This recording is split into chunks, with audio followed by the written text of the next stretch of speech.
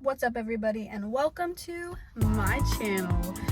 Today I'm going to be talking all about books, but not just any books, Christian books. And I'll tell you why. Because usually I gravitate towards romance, fiction, novels, like secular ones. But the other day I was reading and God, he sure convicted me. He really did. I started to feel like jealousy and like insecurity as I was reading. And I was just like, no, that's not what we're gonna do. No! So I did a quick Google search, found out that there was fiction, which I mean, I kind of knew, but I didn't really know there was a lot of options out there. Anyway, I walked my butt to my car, drove to the store, and we have a book haul. A lot of these are on sale, so that was a plus. Go to your local Books A Million. This isn't sponsored, but it should be. And I don't know, you might be able to get some discounts, y'all. Anyway, so I'm going to start off with the first book, which is Something Old, Something New. And this is by Amy Clipston. I'm already halfway through this, and I just got it yesterday. And let me tell you, I've been sleeping on Christian romance. And I don't understand why. Because it's so wholesome. Like, I've read a lot of just secular fiction romance books. And it's so, like, naughty and slimy and shit. Like, I don't know. There's just, like, shady stuff. And I just feel like it's, like, plugging little bugs in. I don't know. But this is plugging nothing but gems. Like, truthfully.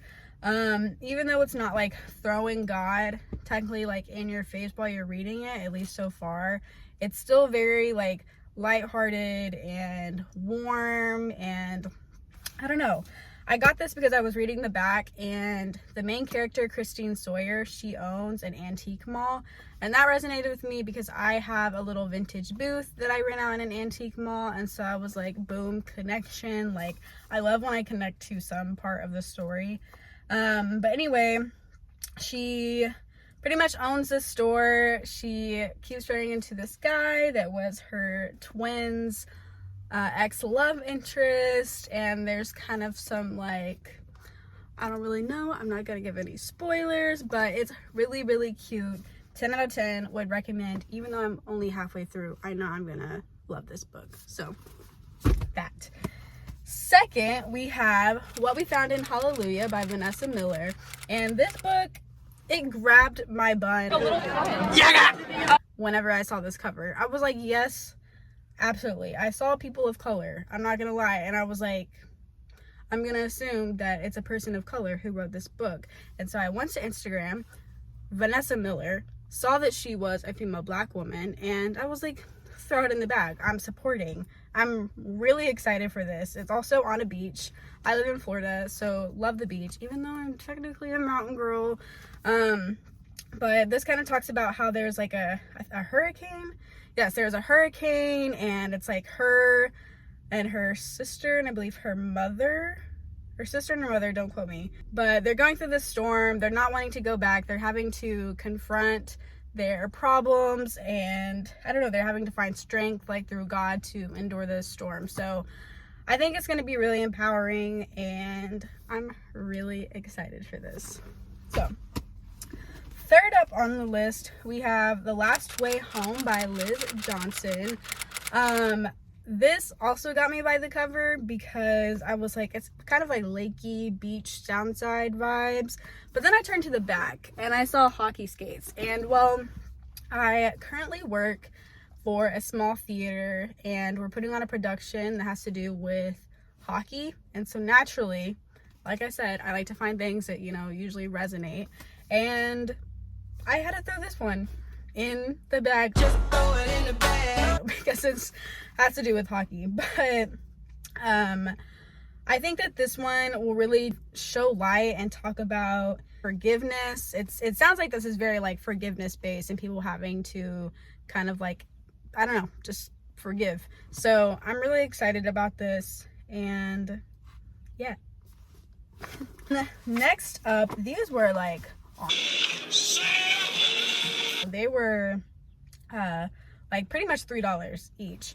I'm not usually a self-help girly or like self-help reader, I guess, but again, they were on sale and I love a good sale. So this one is I'm Happy For You by K. Wills Wimma.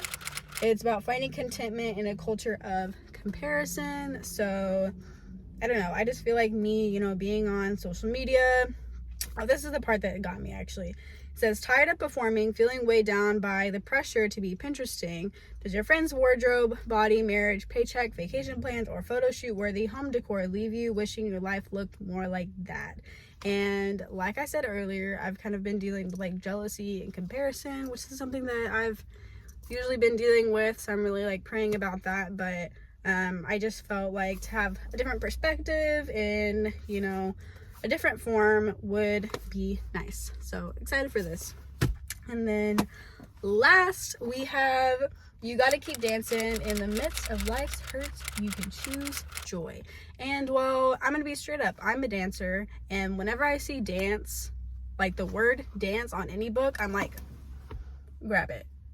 So that's what I did. I grabbed this, and then I turned to the back and I was like, oh, it has nothing to do with dancing, but that's okay because I still relate to this story. So the guy Tim Hansel is the one who wrote this, and basically he is dealing with back pain. He went to climb the Sierras, and again, relatable. I'm an outdoorsy person, love mountains. I struggled with back pain from my years of dancing and sports. So I was like, boom, boom. And he's talking about how Tim doesn't treat lightly the difficulties to anyone's life. So pretty much it's about being empowering and not letting things get to you, and how you can overcome things like through God and everything. So I'm really excited for this. Yes. So that is my book haul. Lastly, I wanted to go over some books that I wanted to read. I had a budget whenever I went to Books A Million, because if I didn't, I would have bought the whole Christian book section, and we're trying to get like financially free. We just can't we can't be doing that. So I have a list that I made. First up on the list is called Fostered by Tori Hope Peterson. This was so hard for me not to get yesterday. Like, it was so hard. Basically, she grew up in the foster care system, was in and out of homes, and essentially turned her life around. I believe she ended up being Miss Universe a couple years ago, and I don't know, she's just doing really amazing things. I can't remember exactly, but it just sounded like it was a really empowering story, and it also looked like she was mixed, so I was like, hey, let's go. So I'm definitely going to buy that my next paycheck. Second, we have Where the Blue Sky Begins by Kate Power. Honestly, I just remember what it looks like, but I don't remember what it was about. I'm really sorry, but it was on my list. Two, we have Redeeming Love by Francine Rivers. This one I've just seen all over my YouTube and TikTok about how it's just an amazing fiction romance book. So I didn't see it at Books A Million yesterday, or I probably would have gotten it, but that is on my list just because it's highly recommended in the Christian community. And then the last two I've also seen on TikTok a lot. I've actually seen the author promoting it on TikTok. And she has two. It's The One Who Loves Me, and then The One Who Knows Me by Joanne Mbala. I believe that's Joanne Mbala. And I actually kind of forgot what it was about, but I'm really excited to read it just because I feel like we really lack diversity. One, Christian fiction is not popular. There's not a lot of authors out there, and then let alone a lot of Black authors. And I don't necessarily go to the store and think like, let me find like a Black author. It's usually just I want to find a Christian like wholesome book, and if it was a Black author that wrote it, then that's great. I love to support. Or even though I don't even remember what it was about, I'm just like, yes. The cover art did look really cool. I will say it kind of reminded me of What We Found in Hallelujah, and that always just these covers always just get me. They really just get me, and I think that's why I gravitate towards a lot of like secular fiction books, is because they all look like this. But yeah, I'm really excited to read those. That's pretty much my book haul / spring TBR. So thanks so much for watching this video. At the end of either this month or next month, actually not the end of this month because I'm not going to read all that by the end of March, but hopefully by the end of next month, then I'll have some reviews. Please like, comment, share, and subscribe, and comment if you have any recommendations. Again, I'm really trying to get out of my comfort zone and start reading Christian fiction, especially Christian romance, because your girl loves a good love story. So yeah, thanks for watching. Peace.